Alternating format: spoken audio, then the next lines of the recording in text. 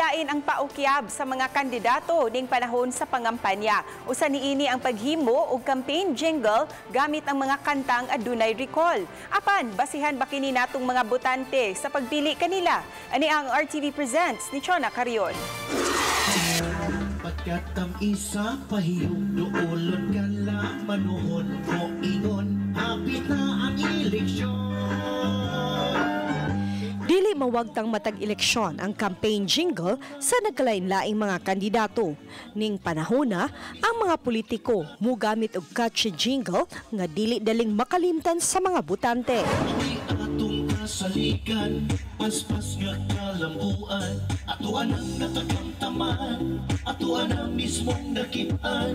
Makalagaron, matinudanon, buotan. Kitang mga Pinoy adunay tendency nga mag-LSS kun last song syndrome. Atong butuhan karong Mayo 13.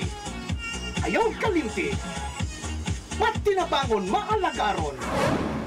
Ang 49 anyos nga si Roy Tabasa, usa ka campaign jingle maker. Ang ilang sari-sari store kaniadto mo'y ang gi-convert nga music studio diha sa Barangay Bulacau, Pardo, Cebu City. Nagsugod ang iyang pagkamahiligon sa musika niadtong nagpangidaron pa lang siya og 15 anyos. Dinusa-usab siya ka miyembro sa choir. Misalmot si Tabasa og bangga sa pagkompose og kanta ug nagmadaugon siya. Gani ang iyang studio napuno sa mga plaque. Ako og Cebu Pop.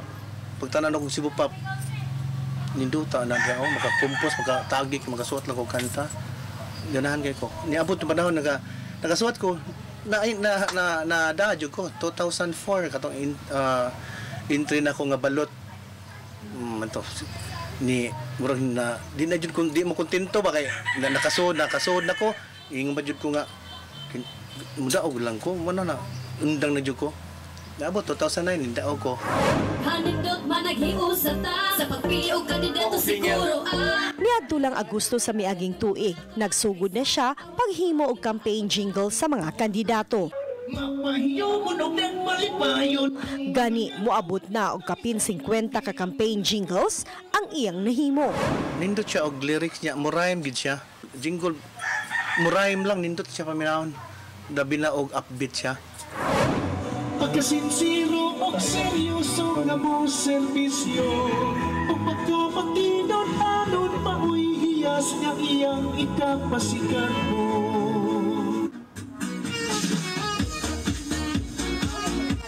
Kasagaran sa mga jingle nga iyang himo, gibase sa mga popular songs, din iyang gipang-usab ang lyrics, depende sa matang kandidato. Siya na ang mag-compose, siya usab ang mukanta. Kung eleksyon sa pagpili at usatan. Ang paggamit og jingle gihulagway nga usa sa labing barato nga klase sa pangampanya. 5,000 pesos lang ang iyang pangayo sa matag campaign jingle. Ang iyang mga kliyente, mga kandidato, gikan sa Luzon, Visayas ug Mindanao. Sa pag-compose ni Tabasa, syempre puro gyud positibo ang paghulagway pabor sa kandidato nga nagpahimo. Apan matod niya, kinahanglang ila-ilahon gyud og tarong sa matag botante ang kandidato nga anda mo serbisyo. Makalingaw man kung makapaminaw ta og campaign jingle.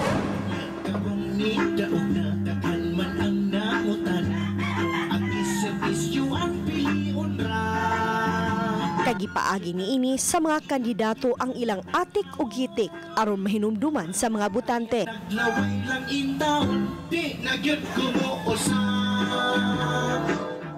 Apan unta, dili kini may atong basihan sa pagpili sa mga kandidato nga mangulo sa atong tagsa-tagsa kadapit.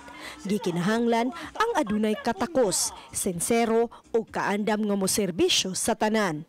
Uban ni Marlon Melgaso, ako si Chona Carion o kini ang akong short dokyo.